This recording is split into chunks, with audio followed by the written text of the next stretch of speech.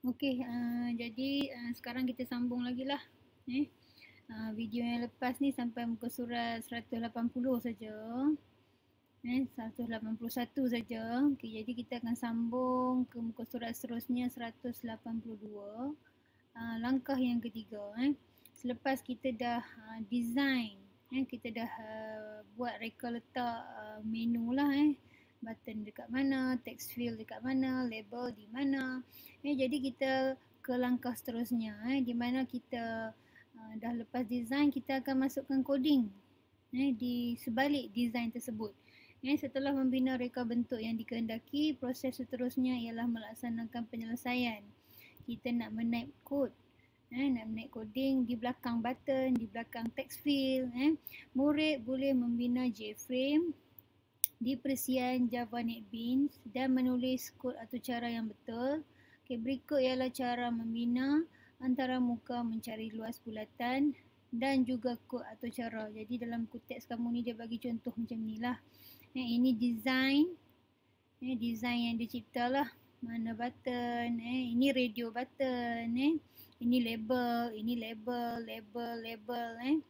Okay, di sini kalau tengok design ni dia suruh kita buat pilihan lah, sama ada nak kira luas bulatan ataupun luas segi tepat, 4 tepat ataupun luas segi 3. Jadi kalau ikutkan ni lah first step kan.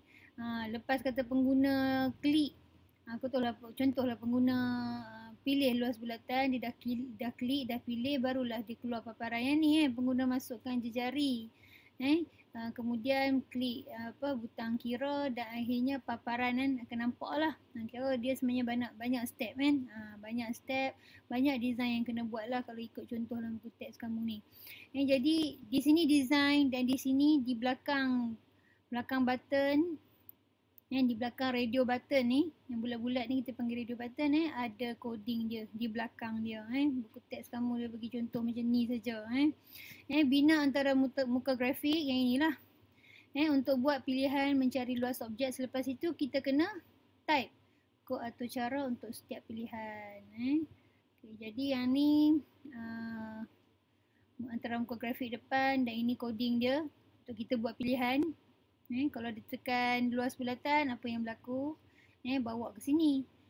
Bawa ke design ni. Kalau dia kata klik, dia pilih, pengguna pilih luas segi 4 tepat. Bila dia klik sini, radio button, dia klik pilih, dia akan bawa lah ke page luas segi 4 tepat. Okey, Raja 1.75e ni antara muka mengira luas dan kod atau cara mengira luas. Jadi itulah kalau tengok balik langkah 1, langkah 2, langkah 3 tu kita design dulu, kemudian baru kita type coding. Okey.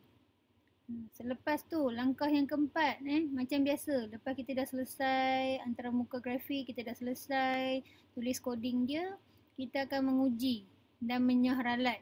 Ini sama je dia punya step macam kita buat sebelum ni. Kita cuma run file sajalah.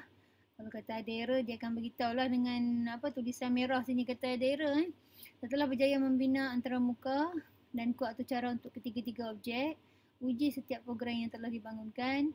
Untuk menguji dan menyah ralat yang wujud dalam suatu atau cara yang dibangunkan, langkah-langkah seperti yang berikut diperlukan.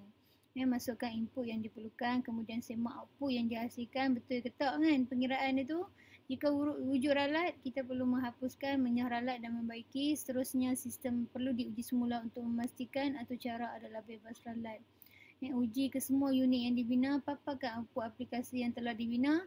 Dapatkah aplikasi yang telah dibina menghasilkan output seperti yang dikehendaki? Okey, seterusnya langkah yang kelima ialah langkah yang terakhir, dokumentasi. Kita mendokumentasikan setiap fasa. Proses mencipta aplikasi, mencari luas objek yang dipilih, pamerkan hasil kerja anda dalam bentuk persembahan dan bentang secara berkumpulan. Okay. Yang ni itulah kita tak ada masa nak buat hari tu kan, sebab kita terpaksa skip kan. Kita nak pergi ke bab 2. Jadi inilah fasa yang ada, analisis masalah. Kita buat IPO kan, jadual IPO. Kena pasti input, apa proses, apa output. Kemudian kita mula mereka bentuk. Mereka bentuk ni kita dah mula buat antara muka grafik lah. Kemudian kita buat coding, kita naik coding, kena beritahu lah. Kalau kata ada coding, kita kena print lah semua coding. Kalau ada muka design, kena print lah muka design. Semua buat dalam bentuk words lah. Kemudian yang ni dia kata kalau ni buat dalam bentuk persembahan, buat dalam bentuk word, kemudian kita persembahkan je lah dalam kelas. Akhir sekali menguji dan menyah ralat. Kalau ada error ke apa, kita kena snap lah coding kita kalau yang ada error tu. Kemudian kita betulkan, kemudian kita snap yang apa telah berjaya di nyah ralat. Okey. Jadi kalau ikutkan dah habislah topik 1.72 ni. Okey.